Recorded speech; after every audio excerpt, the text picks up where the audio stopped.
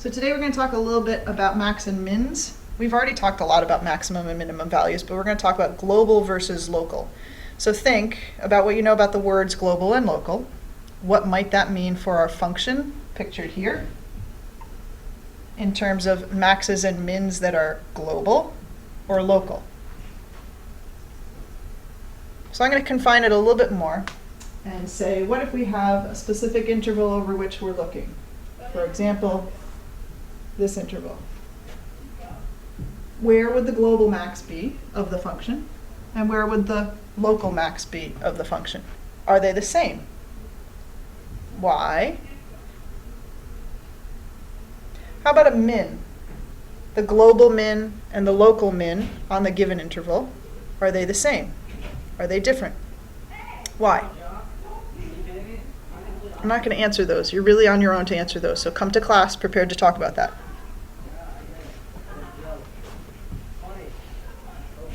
So let's go back.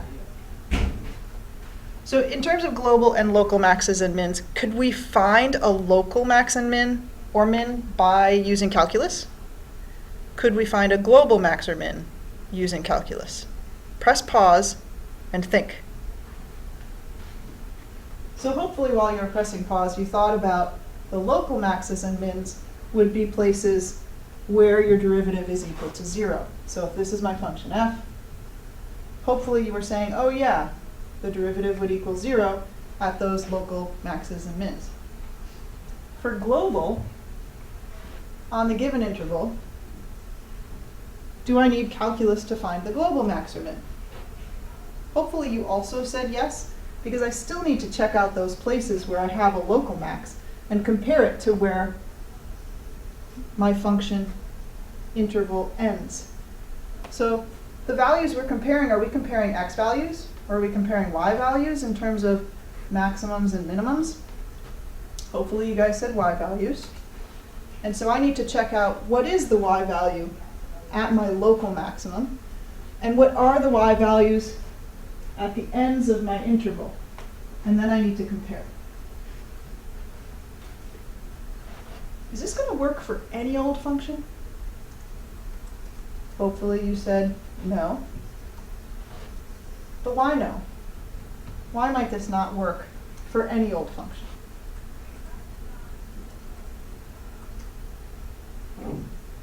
How about for this function over this interval? Can we find a local or global max and min? Why or why not? We'll talk more about these types of functions or these types of functions in class, but I want you to be thinking about those for this lesson tonight. The extreme value theorem says that if f is a continuous function on a closed interval, so kind of like what we were talking about before, we had a function that looked like this, and I gave you a specific interval over which to look at the function. So that's what the first part is talking about. The function contains an absolute minimum and an absolute maximum. Again, we're talking about y values, and those occur at some x value on the interval. So C and D, these 2 points, x values, have to be on AB. Well, this might seem obvious, but sometimes the obvious things in math are the most dangerous.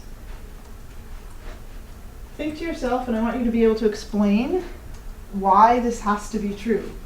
What part of this theorem makes sure that we have an absolute minimum and an absolute maximum somewhere on the given interval from A to B? Something about the types of functions we're dealing with, like for example, this type of function or this type of function versus this type of function, might have something to do with it. So I want you to go ahead and sketch, based on what you've gleaned so far, a diagram of a function that has a relative minimum, not global, local, on the interval 0 to 10, but no maximum. And then go ahead and sketch a function that is continuous on 0 to 10 and has no minimum, but does have a maximum. Come to class with those two pictures, and we'll talk about them. So determining maxes and mins, I talked a little bit earlier about the fact that we need to look at our endpoints on our interval. And I talked about looking at where your derivative equals 0, because that's going to be where you have a slope of 0, and those are the places where you come to a rise or a valley.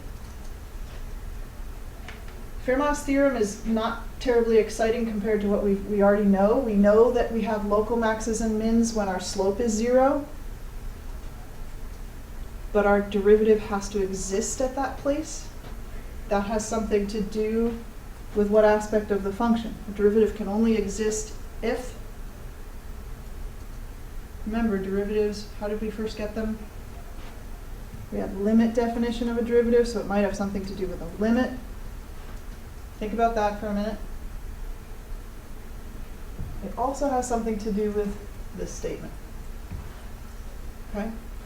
So nothing terribly earth-shattering, just looking at maxes and mins. They occur when your derivative is 0, but the derivative has to exist. So that means our function has to be continuous.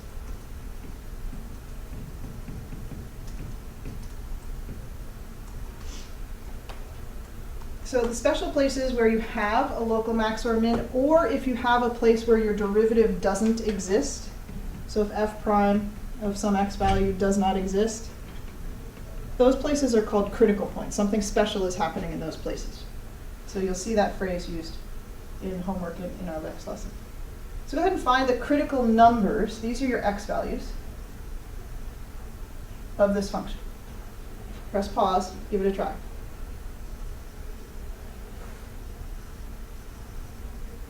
So since critical numbers are places where either my derivative doesn't exist or my derivative equals 0, I needed to look at a derivative.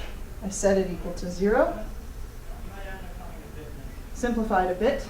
And I found out that x equals 0 actually makes my derivative undefined. 3/2 makes the numerator and the whole derivative equal to 0. So these x values are my critical values. Are there any others? Does this cause any problems? Hopefully you said no, because it's a fifth root. We can put positives or negatives in for x and still get a value, a real value out. So these are my only two critical points. Now I'm going to ask you for an absolute maximum of the function. Remember we talked about on a specific interval, the absolute maximum might not necessarily be at a critical point. It could be at the end point of your interval. So keep that in mind, press pause, and go ahead and find the absolute maximum of the function over the two given intervals. Check back when you're ready for a solution. So what I first did was take the derivative and found my critical points. Those are the places where my derivative is either undefined or equal to 0. I only had places where my derivative was equal to 0, not undefined. But then I went ahead and found out what are the y values of my function at those critical numbers. Because I'm going to need to compare them to other y values to see which one is biggest.